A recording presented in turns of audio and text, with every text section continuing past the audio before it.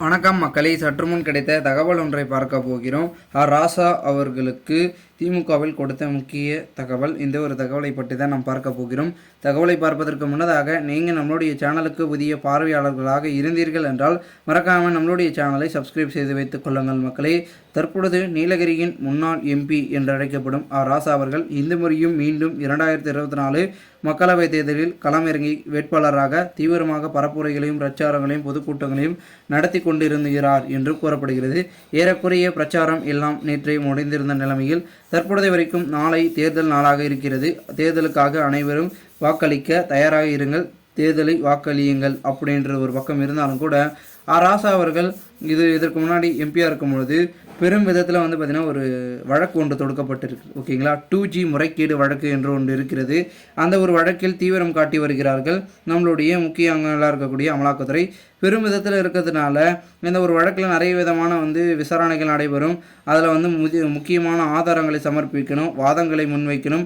அவர்களுடைய தரப்பில் எதுவும் பார்த்திங்கன்னா ஒரு சில ஆதாரங்கள்லாம் சமர்ப்பிக்காத நேரையில் அதற்கான பார்த்திங்கன்னா ஒரு அவகாசமும் கேட்டிருப்பதாகவும் கூறப்படுகிறது.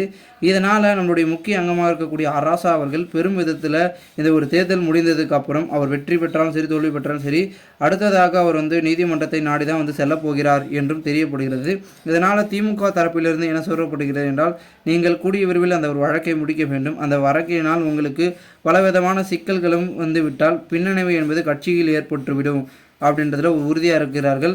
அதனால் கூடிய விரைவில் பார்த்திங்கன்னா ராசா அவர்கள் அங்கு பெரும் விதத்தில் மாற்றுவதற்கான வாய்ப்பு என்பது மிக அதிகமாக இருக்கிறது. ஏன்னா பார்த்திங்கன்னா அவர் வெற்றியை பெற்று விடுவார் அப்படின்ற ஒரு கணிச்சத்தில் தான் அங்கக்கூடிய மக்கள்கள் இருக்கிறாங்க. தீவிரமாக பார்த்திங்கன்னா நேரடியாக போயிட்டு எல்லாரும் வீடியோ தேடியோ பார்த்திங்கன்னா வாக்குகளை சேகரிக்க அனல் பறக்கும் பிரச்சாரத்தை சமீப காலமாக தொடர்ந்து நடத்தி கொண்டிருந்தாராம்.